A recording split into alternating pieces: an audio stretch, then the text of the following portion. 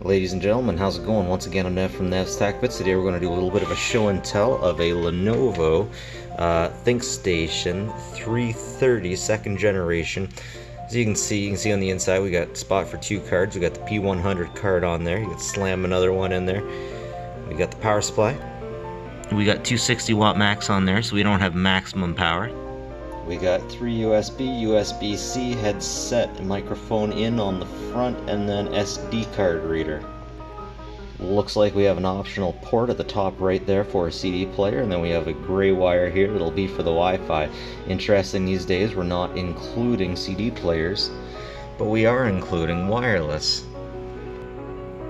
On the inside we can see that we have 4 ports for hard drives that we don't have space for anywhere. We have 4 slots for RAM, and we have 2 slots for M.2 SD cards. You get a little speaker there. It's pretty small, pretty cute, that's what she said. Here from the back we can see this is where we would put our hard drive. We got a caddy unit in there for it. And over here, I'm sure you could put something else. It might not fit beautifully, but... And over here, we can take a look at what we got on the back side. We have 1, 2, 3, 4 USB serial. That's interesting. We have the audio out on the left, Cat 5 of course, and 2 display ports if you want to run without the video card, or if you want to run with the video card and the onboard video, which you can do these days just as long as the BIOS supports it, and I do believe it's supported over here. Over here we see the M.2 card with a giant heatsink. I love to see that. It almost hurts to see them without the sink. And there, right in there, we have the Wi-Fi.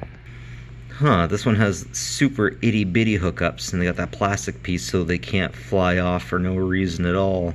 Be really careful with those. Those are easily breakable. I know from experience.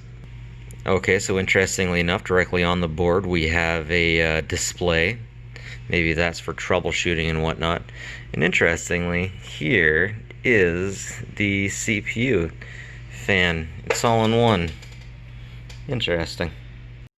Next up, as always, let's try a benchmark. We're going to be using Passmark Benchmark on this. Passmark Benchmark 10. Ho ho ho ho, look at those planes go. 75 frames per second, not bad, not bad. Next up, we got Directx 10. We're going at 33 frames per second. You can't complain about that, folks. That is so nice.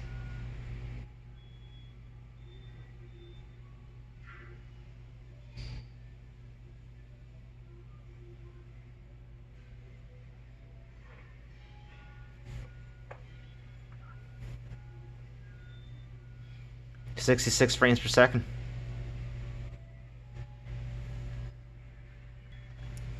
We had it up to 69 there for a sec. Anyways, next up, DirectX 11. 107 frames per second. Oh, that is nice.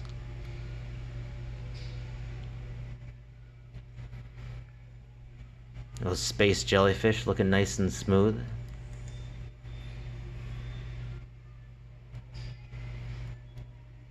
Of course, I'm just recording directly off the screen because I don't want to be messing with the performance.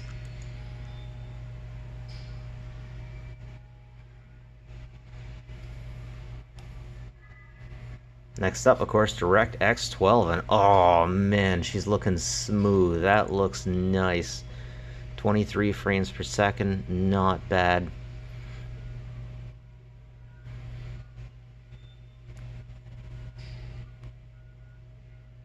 It just looks so good, guys.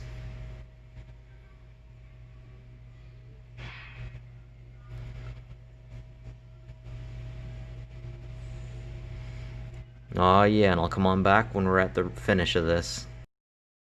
So I'll admit, I messed up and I got the i5 unit, but this is still a very, very desirable outcome, a very desirable score that'll get you through your video games and CAD work.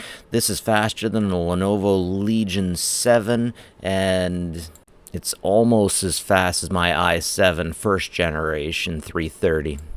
So yeah, this is definitely a very capable system that I can easily recommend. We got the Lenovo brand name, it passes the test, and it's good for whatever workstation you might have and whatever you might need. Price point comes in about, I believe this is about 1,500 Canadian rupees. Anyways, ladies and gentlemen, that's it for me. Nev from Nev's Tech Bits. Like and subscribe if you like this stuff. It's always appreciated. And as always, folks, take care of each other.